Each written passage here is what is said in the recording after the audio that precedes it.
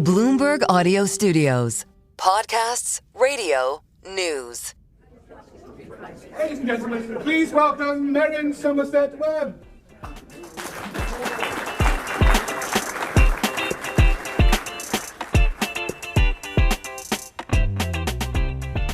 Hello, Merryn Talks Money listeners. It's Merryn Somerset Webb. Before we get back to our regular programming in early September, we are bringing you something very special. Recordings of the conversations I had at Panmure House for the Edinburgh Fringe Festival. Now, for those of you who don't know, the Fringe is a 3-week arts and culture festival that began in 1947 and takes place in Edinburgh in Scotland every August.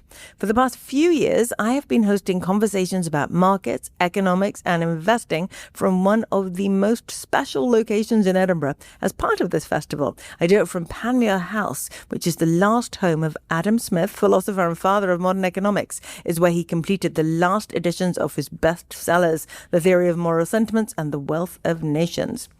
This year we did a 3-day run towards the end of August, and we are bringing you the slightly edited conversations from those 3 days.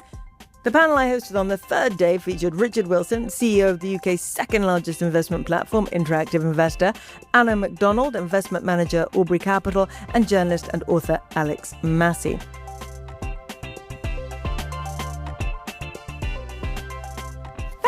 Thank you so much for all of you coming. This is really very, very good of you on this very near the end of the festival. Quite nice weather and you've come here. We appreciate it. So the way we do it, 3 guests, all brilliant, and they're going to each give their favourite Adam Smith quote, and we're going to talk around those quotes and their relevance in the past, their relevance today. Okay? So on my right, I have Richard Wilson. If you were here yesterday, you already know Richard, who was on yesterday too. He's the CEO of Interactive Investor. Hands up if you have an account at Interactive Investor. Oh, not so good today. You've got a lot of work to do. Okay, I have some forms People available. How many of you are Hargreaves Lansdowne sods? We did not talk about that. And also CEO of Aberdeen Asset Management. On my right, I've got Alex Massey, who I think a lot of you will know, Times columnist and author. And you have a Substack. I've temporarily forgotten the name of the Substack. The Debatable Land. The Debatable Land. You must all go and read that. I gather it's brilliant from Alex. And on my far left, I have Anna McDonald, who is an investment manager at Aubrey Capital. And those of you who came last year may remember Anna from then. Anna. Right, I am cheating. I've got 2 quotes. I did tell her she wasn't allowed 2 quotes, and she said it's fine, they're short, but I just think they're not. It's important because, as we know, Adam Smith wrote both the inquiry into the nature and causes of the wealth of nations, but also a theory of moral sentiments. So my first quote is from that Moral Sentiments book, and it says, "Were it possible that a human creature could grow up to manhood in some solitary place without any communication with his own species, he could no more think of his own character than of the beauty or deformity of his own face. Bring him into society, and he is immediately provided with the mirror which he wanted before." And my second one, snappy, is snappy. It's from The Wealth of Nations, and he says, "The man whose whole life is spent in performing a few simple operations has no occasion to exert his understanding, and generally becomes as stupid and ignorant as it is possible for a human creature to become." So I think these both really, they show that Adam Smith wasn't an economist, he was a thinker about humanity, a student of humanity. And the way I think it relates to today is that with technology, there is a risk of becoming more and more isolated. That references the first quote I give. And I believe also we have a misplaced trust in technology and perhaps in what we're seeing now in AI. And that we really need to work to develop our moral faculties through interpersonal skills and interpersonal relationships. It's important that we mix and we work things out ourselves. And also, if we don't practice our intellectual reasoning, our critical thinking, if we don't use it, we're going to lose it. And I think that's something also that we need to think about. So how do we do that? I mean, I think a lot of people would share that opinion, that gradually by taking all these shortcuts using technology, using AI, we lose a part of ourselves. But how do we bring it back? How do we maintain it? Adam Smith said that you could do it through education, you could become a better citizen and you can become a better participant. But I think there are simple things that we should encourage people to I mean, you should be, we are social creatures. We need to maintain that. And I think that actually we just need to be very careful now that we don't delegate our thinking to, let's face it, a group of very, very large companies that could potentially have a monopoly on AI and what we're generating. And we need to think about how to do that. And we know that Adam Smith was not a fan of monopolies. Do you think there is a danger with the very fact that we're having this kind of conversation, and this kind of conversation is being had across the board politically and socially? Is that a danger to those big monopolies? You know, these are companies that are now incredibly highly valued. Large part of the US stock market is taken up with a small group of exactly these technology companies. And every one of you who's invested in any kind of global tracker of any kind has massive exposure. Through II. Have about 35-40% in there, to these companies. So if that is the case, is this kind of conversation about the social consequences of AI and technology a long-term threat to their margins? Well, maybe, but actually I think the problem is that these companies are way ahead of governments any type of regulation and Trump and his administration are the masters of just moving on to another conversation when something gets a little bit too difficult. And I found it sort of pretty distasteful, the sort of turning of, for example, someone like Mark Zuckerberg, never my favourite person, but from banning Trump from Facebook in 2021 to giving 100 million towards his inauguration or whatever it was. You know, it's just, well, he didn't give 100 million, so that was Musk who gave huge amounts of money, but I think it was several million he gave towards the inauguration, and now he's just part of that, what's it called, a brogarchy, whatever. Brogarchy. I think that's all pretty... I worry that the horse has bolted, and I think it's probably incumbent actually on parents and schools and everyone to start thinking about making sure that children don't just start relying on this thing. I mean, we're all guilty of it. But this brings us into a conversation we talked a little bit yesterday about what does your child do in a world of AI. But possibly one of the answers is that there's a huge advantage to being the child, the young person who continues with an old-fashioned way of thinking and doesn't take too many shortcuts and hangs on to their social identity. Well, my daughter is 16 and doing the International Baccalaureate. She is. They are now retreating from the use of technology completely. So they know that they'll use it in the evening, but in classrooms and in they are really moving back towards critical thinking, doing things that you leave everything outside. Otherwise, they're worried that children won't develop the skills they need. But then we talked yesterday quite a lot about AI, didn't we, Rich? We did. Talked about the effect that it's having on your company. We did. And it depends how you look at it. And you could say we talked about the extent to which call centres, etc., AI is improving productivity massively, which is a very good thing. We did. And here's the downside. I'm trying to find there's positive, because there's positive day. This is an update. There is an update, and I mean, I look at the behaviour of the remote working, which is now receding in commerce, because people recognise the value, because we're hypersocial animals, the value and need to interact together.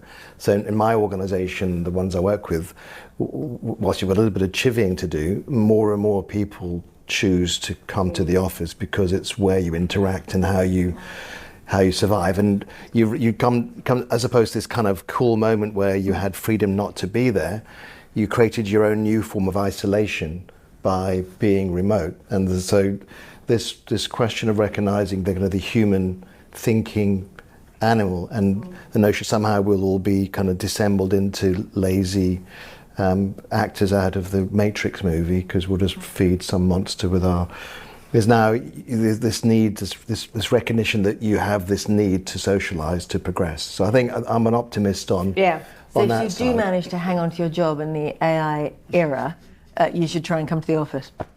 I think if you don't come to the office, you cease to be relevant at some point, because part of the value that you add is that collaborative spirit, which is that has always been the making of human society, is how you act and believe together. The tools will always change, whether it's shovels or computers or whatever it is, but what makes you believe and makes you get up and makes you try is the people you're with. And that recognition organically, that's actually, we had this kind of COVID shock where everyone went into their little bubbles, and now you've got this new kind of self-propelled reality, I think, where particularly when the younger people that I work with, because obviously I'm super young, that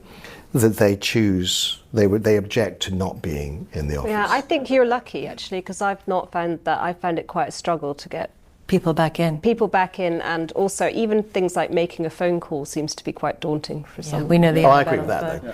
Alex. Well, but yeah, I mean, this is in one sense, it's, everybody loves to be optimistic about these things, but if you look at, it's not just self-reported rates of, anxiety, loneliness, isolation, nervousness, etc., particularly amongst young people, and so on. Now there's an extent to which, yes, teenagers have always been like that to some degree, but it does appear to be quite heightened now, yes, it's difficult to disentangle more general trends from particular sort of, COVID trends and so on, where you had an extraordinary, 2-year period where all sorts of things went crazy and the whole world went mad in many respects. Was that a blip, or was it actually in some ways possibly a sort of portend of a more general future? And I suspect it might actually be the latter. Sorry, I didn't get the happy memo. Sorry. It's an update. But do you worry about your job? And Richard said something when we were talking before that I found absolutely horrifying.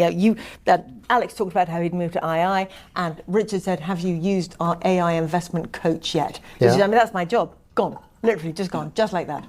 And it's a very cool bit of kit. It will drag all content, content on planet Earth relevant to your context, assimilate and present it to you in half a second. Yeah. And your job as a commentator? Well, people sort of say, AI isn't all that. You ask it to generate an image and so on, and it gives you somebody with 8 fingers sort of thing and so on, and you think, well, okay, But, if you compare where AI is now to where it was 12 months ago or 18 months ago and so on, it can now do, if you ask, AI, could you write, 1,000 words on Keir Starmer and Rachel Reeves and their difficulties in the style of, say, Danny Finkelstein? AI can now give you a very good facsimile or pastiche. It's sort of, it's a high quality pastiche. But of course, it is doing that because it can read all of what Danny's written before, and that is the source material. So there isn't anything. Can't move it forward. Yeah, and so it's very good at that. But in our trade, obviously, the hope is that people will value, if you like, the human but imperfect over the artificial but suspiciously perfect.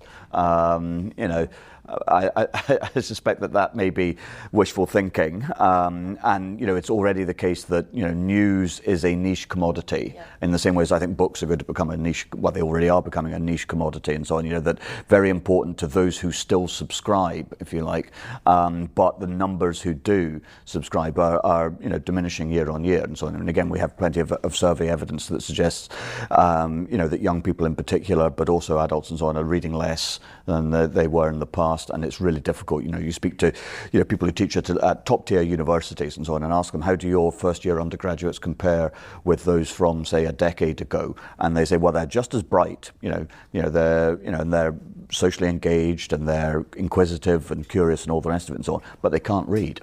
In comparison with the ones from can't read as in can't focus on reading a whole book. Yeah, or even 100 pages. They really struggle to do the kinds of reading that would have been considered ordinary, par for the course, mandatory, as recently as 10 years ago. Okay, interesting. Anna, what were you going to say? Oh no, I was just going to say I felt Alex was reasonably safe for some time because large language models, the way they work, is coming up with the most likely word. So sort of the most common word that would follow another, whereas that's where your human ingenuity comes in, as you're coming up with the unexpected word. Well, you just have to write really bad sentences then. In a non-AI style. Yeah. Anna, can I bring it back to investment briefly? Yeah. On that business, is there a way to invest that gives you exposure to the technologies we're talking about, to AI, but reduces some of the risk of being in those very big names? We're already starting to see the AI trade roll over, as they say, which is people are realising that for most investments they have not generated any return yet. And so doubts have started to creep in. But companies that, something like an interactive investor, the quoted version could be an AJ Bell, where they have started to be able to use AI quite successfully. So there's a layer of companies that can use their data to service their clients more effectively. And actually, I don't know if you've had any good experiences, but sometimes chatbots, for example, can actually be very, very effective. But what I'm doing for clients is still looking out for lots and lots of different investment opportunities, and we can come to talk about them at the end. But there are many sectors where they will benefit. There is also many sectors that don't need to be touched by AI to do well. So I think if you want, we can go on to talk about those later, or so investment. Now, if you have. Well, I mean, I was thinking about there's quite what with the big trend of consolidation of wealth managers. What you're finding is the big managers, say Investec, Rathbones, or something like that. They can't be quite as nimble with the small little investments that they've had. So a lot of them have had to reduce holdings in less sort of niche investment opportunities. And that's been really bad for investment trusts. And so we've seen this relentless selling of investment trusts in the UK market. And that's also been to do with people just dumping UK investments. Yeah. And even though those investments might actually be overseas, they're still getting those discounts. So I've been putting clients into, for example, the AVI Japanese Opportunities Trust, because there's a great deal of corporate activity and corporate activism now in Japan, and that's trading at a discount. There's a very interesting UK investment trust called Rockwood Strategic, which invests in maybe 10, 15 micro-cap companies. And does it invest in private companies or listed companies? Listed companies that have been given up on by the rest of the market, that are seen as uninvestable, and their internal rates of return are fantastic. So things like that. And I was thinking also, there's a very interesting investment trust called Cordiant Digital Infrastructure, playing into digital assets, and it's a 30% discount to the asset value. So there's just really interesting names out there. And the firm I work for, Aubrey, we have an emerging markets fund, and we think it's probably a pretty good time for emerging markets as well, which are very decent valuations. As those investor dollars have been sucked into those big names, smaller companies and some regions have just been completely ignored, and the valuations are really compelling. Thank you. There you go. Investment. No, not advice. Not advice. My thoughts. Not advice. Thoughts on investment this early in the show. Yeah, what I'm putting clients into, really. Brilliant. Thank you, Anna. Right, I think we have to move on to our next quote, or we're going to run out of time. Rich. Shall I go? Yes, right, please. Here we go. It's only one quote, but I can read it twice. I can find it. Please don't run out of battery. Oh, there we are. Right. The interest of businessmen is always, in some respects, different from and even opposite to that of the public. The proposal of any new law or regulation of commerce which comes from this order ought never to be adopted till after having been long and carefully examined with the most suspicious attention. It comes from an order of men who have generally an interest to deceive and even oppress the public. I thought that was topical in any number of windows. On the one hand, we've got the quasi-monopolistic global tech companies trying to write the rules for governments and see if you can play catch-up. On the other hand, we've got the post-Brexit, don't worry, we're not going to live with any more of this nasty European regulation, and a decade later, it's all pretty similar. Yep. And then we have the new barons of politics who are erstwhile self-serving narcissistic businessmen, I can't think of any offhand, who are writing rules which we should all distrust because they're in plain sight of lining their own pockets. So I just thought that was as a topical point of today, you couldn't get much richer in terms of relevance. And now we've got in the UK, we have a current situation where, I'm trying very hard not to politicise it, where we have a government that is... You can politicise, by the way. I mean, the government that is talking about growth, yet its policies are divorced from the interests of business. And if we don't solve that conflict, in terms of wealth creation and all the things that we expect and hope to build for our society, we will simply lose out in the global game of innovation and standard of living, and continue this rather boring story of woe is me in the UK about why aren't we better than we thought we were and have been. So but there's a positive, We have lots of opportunity with lots of wonderful academic and innovation technology in the UK. We have some regulation in the UK and lack of support for an innovation through the tax system, which is hurtful and painful. But if we have the courage... But I think this is the key, isn't it? That everything that we've talked about over the last couple of days, and again today when we talk about the problems, the difficulties, etc., everything is fixable with policy. These are all policy mistakes. Simple, courageous, simple decisions can fix. And they're not short-term fixes, because you need also to have the courage of your convictions and live with these over multiple cycles. If we acknowledge that to keep the bond markets calm, we are going to have to raise taxes, where would you let the axe fall? Well, that's not a very positive introduction to it, is it? So this gigantic double-handed axe. Well, the reality is that you need to fish in the biggest pool, and making promises that you should never make. At some point, you have to fess up. Income tax is by far the largest pool. They should never have promised not to touch it. In terms of, we wrote a bunch of checks over the last for two reasons, the financial crisis and then go nuts with COVID. We wrote a bunch of checks we couldn't cover, and we've now got a fiscal deficit which is pretty nasty. You got to pay the piper, and there's no point in fiddling around with at the edges. You need to deal with it front up. And you can do that. You can also at the same time incentivize entrepreneurship and reward, because those are quite small numbers. And this messing around with IHT to punish farmers or small business owners for the sake of £500 million it deflates the aspirations of what is about 12 or 13 million people in the country who are all involved in small businesses, which is the entire future of the country. So you can actually use the juice from one solution to solve the other. They just need to be brave and fess up. So it's a few points on the base rate of income tax, isn't it? It's as simple as that. And it's a halving of the allowance. Yeah. But I mean, isn't VAT also actually an opportunity there? At the moment, the VAT regime is nuts. You think of the great debate as to is a Jaffa cake a cake or a biscuit? This came up yesterday as well. It's such a and it's clearly a cake.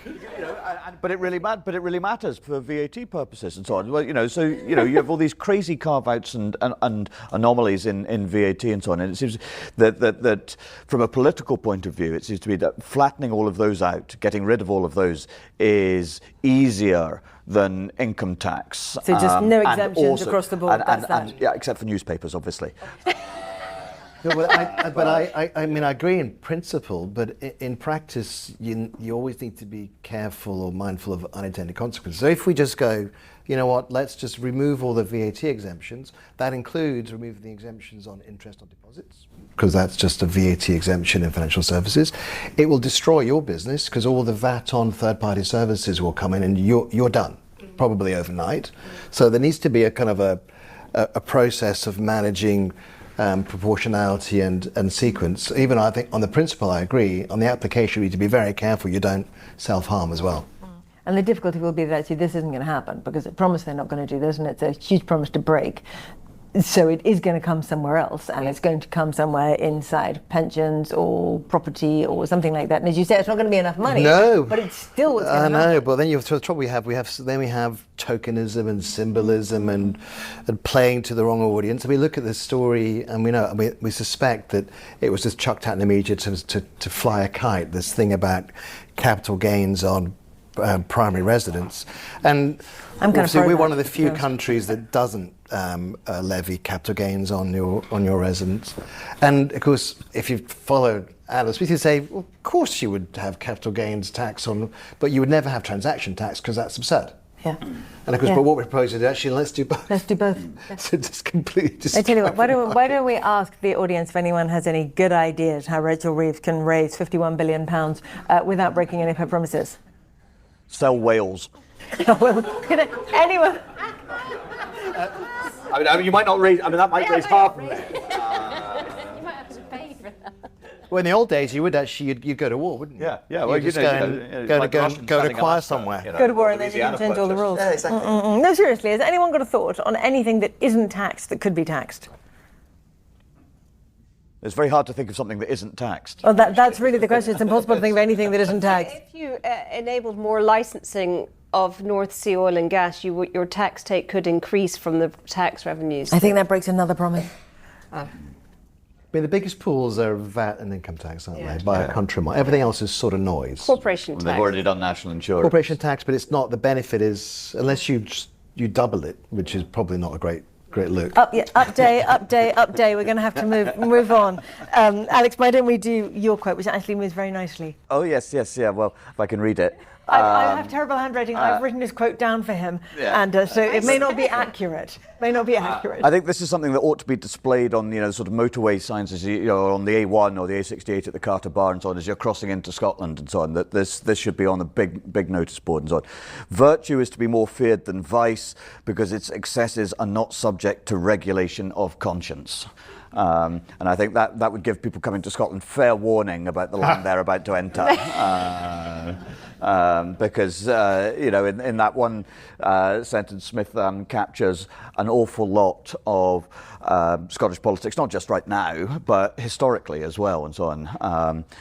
The sort of humbug and hypocrisy that has been a defining feature, I would suggest, of Scottish public life for centuries. Some examples, please. Yeah, I mean, obviously, often asked and so on, why do you hate Scotland and so on? I mean, the first answer is obviously for the money, but thereafter, when it gets down to, well, the people and the weather and so on. But so you wanted positive. It's a very short list. There isn't anything positive you can come up with that, but I think that this is one of my favourite quotes because it feeds so well into everything that's happened over the last decade. This idea that you can say something that sounds good, sounds nice, and no one can possibly oppose you because what you have said sounds good, and the unintended consequences of it. I mean, net zero, of course, is the absolute classic of this. The unintended consequences of the wonderful thing that you have said destroy lives across the board, but because anyone who disagrees with you is evil, we don't care about those people. Well, yes. And this is something that has defined politics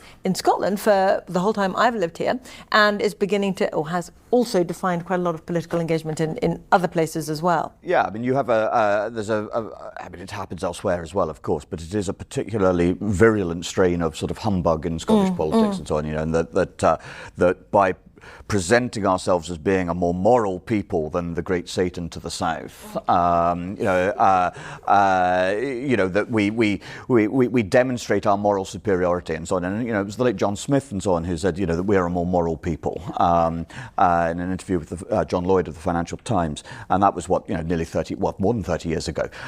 So it's not a particularly recent innovation, this sort of thing, but you definitely have it in spades in the last 10 years in particular, as you say. So, it's the sort of thing, you launch a ferry with painted on windows. And that is, it's the idea of a ferry serves for an actual ferry, which, doesn't really work if you actually need to get Go anywhere. on a ferry. And,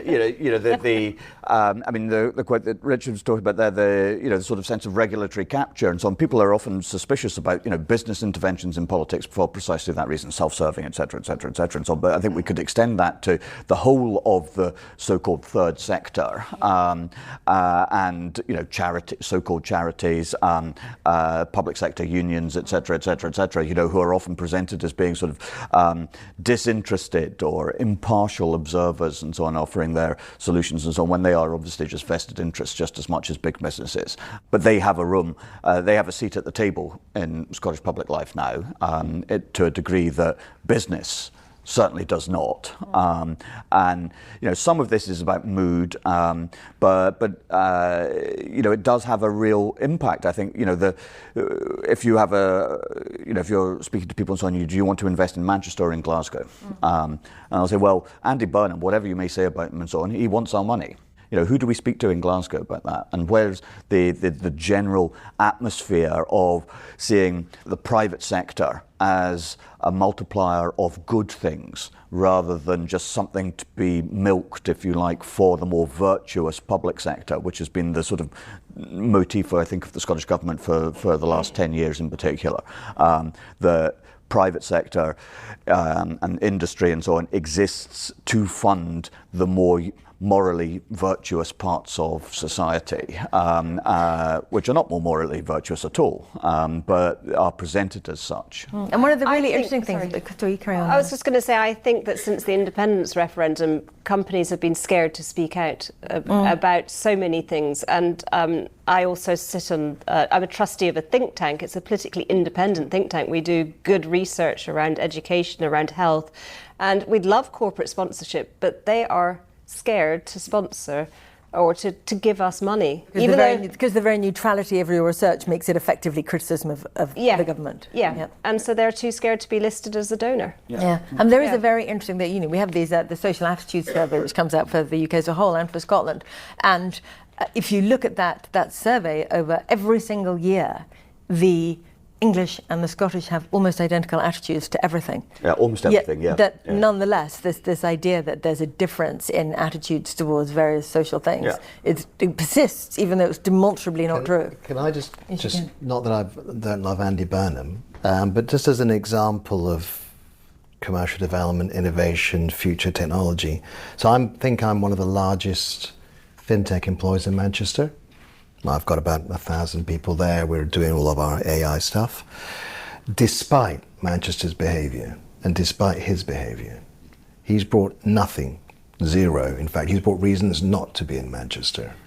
The reasons why we're in Manchester is the talent pool and the sourcing of that talent from the universities around Manchester is stable, developing, and there's inward migration of talent. That's not a political thing. That's something because the steps you take as an enterprise are about what next move you make, and everything's around competence, and competence is all about people. So back to the Glasgow contrast, I'd be a super big fan of Glasgow or Edinburgh, but those choices, when you look at that decision-making process, it's some expedient. Manchester's got the Midas, Manchester inwards, doesn't actually do anything apart from do posters and stuff. What matters is your connections with institutions that can support your development into the future, which are the universities and the size of your competitive group, because you want to have talent mobility between competitors. That's the important stuff, and I don't see any reason why. For the future of Scotland or for a city or for the UK, those important connections about the future, which is about the future skills, they need to be right in the middle of the conversation. Whether one politician or another makes hay out of it and self-promotes or not, Andy's quite good at that, is not the same thing as actually having the right programmes and the right talent base. I'm looking for that great Adam Smith quote, which I can't find, about how most economic activity is carried out and is successful despite government and regulation rather than because of it. I can't find it, but you'll all know it. It's one of the best ones. Sorry, I interrupted you, Alex. In the modern world, it seems to be, that it's very easy, particularly in a small place, and this is a small place, to get very sort of self-obsessed and so on. And one of the features of Scottish politics in the last 25 years and so on is the narrowing of frames of reference. And so, half a step ahead of whatever's happening in England, hurrah, it's Bannockburn. Half a step behind, oh, calamity, it's Flodden. But is England actually the appropriate frame of reference? What's happening elsewhere in the world, and we're very, very narrow-minded, I think, about not actually looking at what's happening elsewhere in the world in terms of larger, longer-term trends. And to some extent, you could make some of the same criticisms of the UK more generally, I think, in this regard, and so on. That when you look at international trends, what are we doing here, and how does it marry up with what is happening elsewhere? And it's very, very challenging. And I think that, again, we measure, the things we choose to measure are often the wrong things. So when it comes to, say, like the attainment gap in schools and so on, which was supposed to be eliminated by next year and so on, a spectacularly foolish promise because it could never be delivered. But the way to narrow the attainment gap is to ensure that the people at the top do less well. Then job done, the attainment gap has been eliminated because nobody is getting an A grade anymore. So, you present that as a success if that were to happen. But if you look at, again, dispassionate international evidence. You see a steady decline in educational achievement in Scotland over the last 25 years. Predates the SNP, but it's a long-term problem.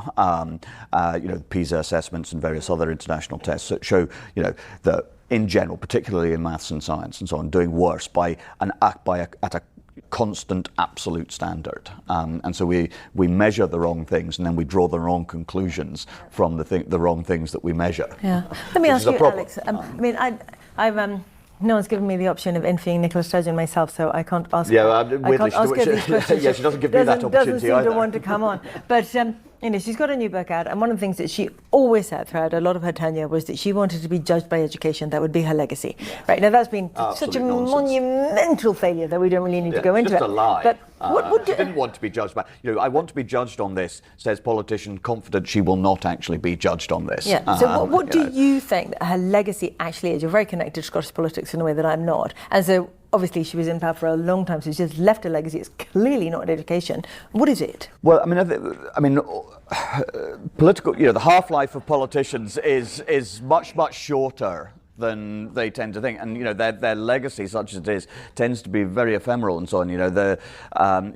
They disappear and they're replaced by the next person, and life trundles on.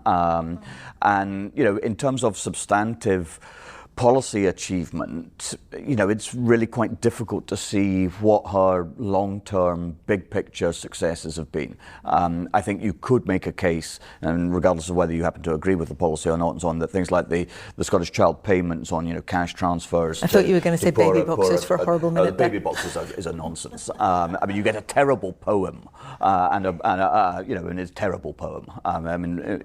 There's one of the problems. Poetry has been a growth business in Scotland in recent years, and that's something to be deplored.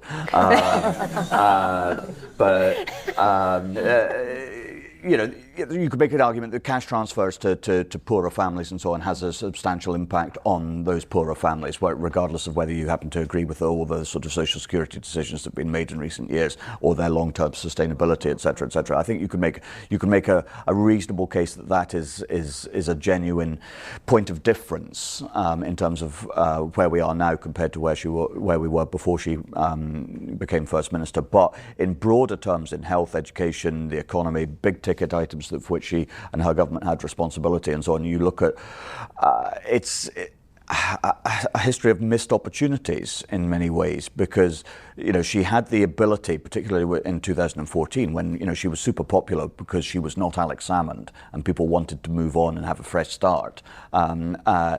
She then actually had an opportunity to do big things in education, in health, etc. But she ducked those challenges because fundamentally she's not interested in ideas or reform.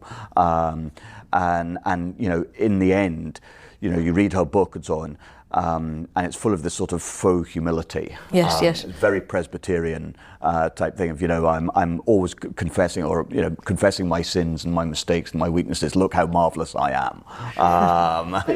Other politicians don't have the courage to do this sort of thing. Can we just ask, guys, has anyone read her book? Has anyone read her book? This is Weston Adam Smith, isn't it? No, anyone bought it? Downloaded it on their Kindle? No, yes, possibly not the room for Nicola then, is it? But yet the astonishing thing is that on current polling, the SNP are on track to be the largest party in Holyrood next year. But remember, there's a big difference. That's true, obviously, but there's a big difference between an SNP that is winning 45 to 50% of the vote and one that is winning 33 to 35% of the vote. Right, listen, we have a special guest, Dominic. Dominic, I want you to pop up and sit next to Anna for a minute, because Dominic always does great quotes and he's often on the panel. Wasn't on the stage today, we don't have enough microphones. So I'm just going to bring him up. Special chair for special guest, just different to everyone else's. And we're going to get one quote from Dominic, and I want him to talk quickly about his new book, which is on a subject that is very dear to all our hearts. Well, thank you very much, Merryn, and hello everyone. My name's Dominic. Would you like me just to hold the book up? Yes, why don't you do that? That would be wonderful. Thank you. The glamorous assistant. They're under all your seats. And I nearly went off the back of the stage then, so we can consider myself lucky. So the quote that I have is from Wealth of Nations, and it is, "Goods can serve many other purposes besides purchasing money, but money can serve no other purpose besides purchasing goods." And in this instance, he's referring to the medium of exchange, thank you, function of money. And there are actually three functions of money: to be a medium of exchange, to be a store of value, and to be a unit of account. But what has happened to money? I've always argued that money should be independent. And because money is no longer independent, it's the issuance of governments, money has become, on top of being a medium of exchange, store of value and unit of account, it has become a tool of government.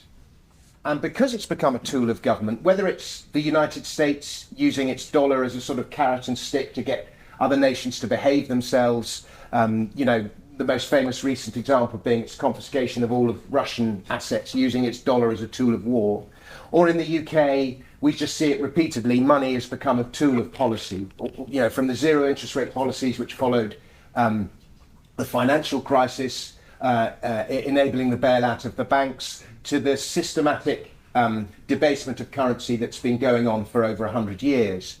And the consequences of this have been quite terrible for society. And just by way of example, in the book here, I show consumer prices in the 19th century, when money was gold, when the gold sovereign was the pound coin. And it now takes £650 coins to buy the old pound coin. Gives you an idea how much it's been debased by. But if you look at we came off the gold standard to print the money to pay for the war, the Napoleonic Wars, and we went back on the gold standard in 1821. And between 1821 and the 1850s, when the California gold rush, in that 30-year period, just one generation, prices more than halved. They came down by about 65%. And what that had meant is that everyone who was earning money, who was earning a salary, was able to keep, if you think, when you work, you're expending energy, and what you receive in the form of money is stored energy.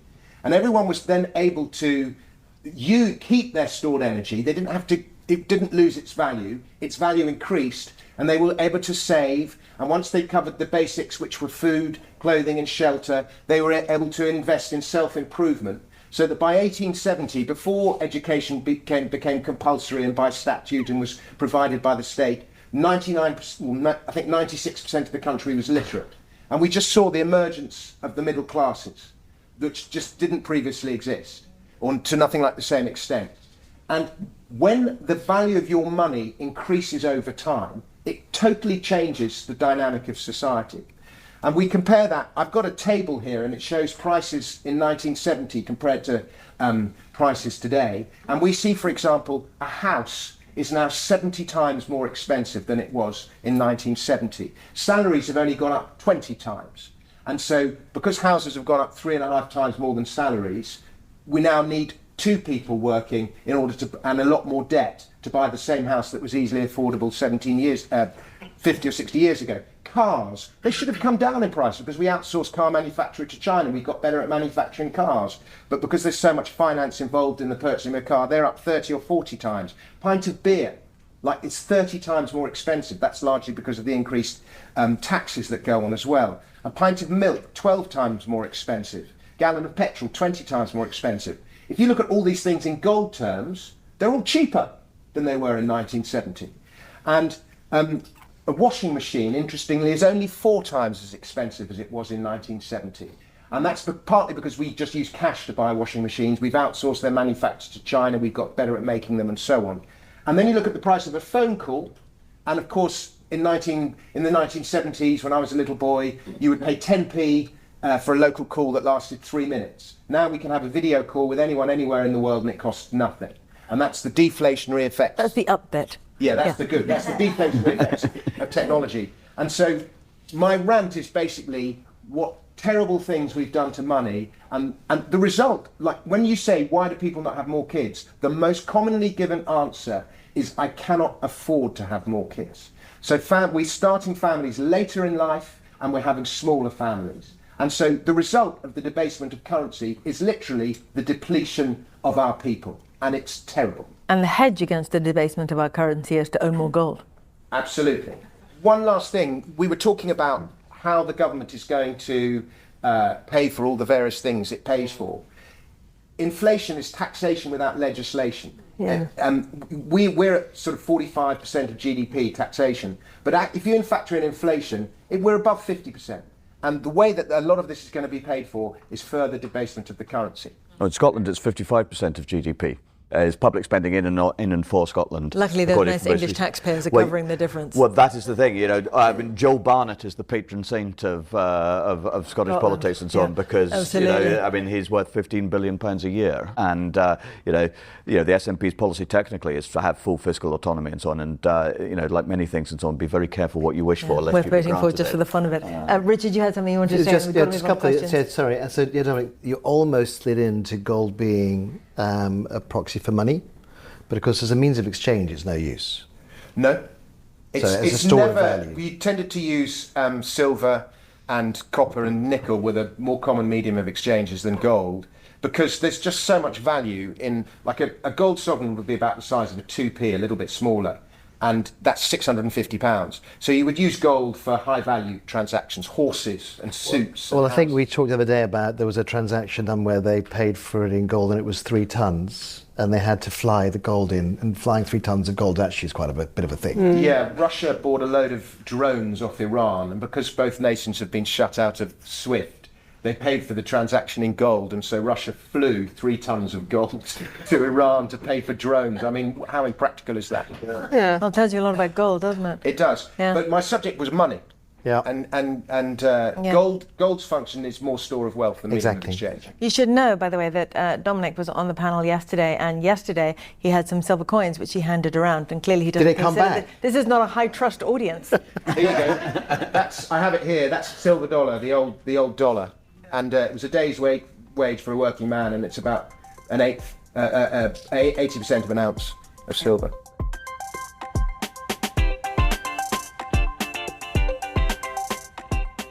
Thanks for listening to this week's Merryn Talks Money. If you like our show, rate, review and subscribe wherever you listen to podcasts. And keep sending questions or comments to merrynmoney@bloomberg.net. You can also follow me and John on Twitter or X. I'm at MerrynSW and John is John_Stepek.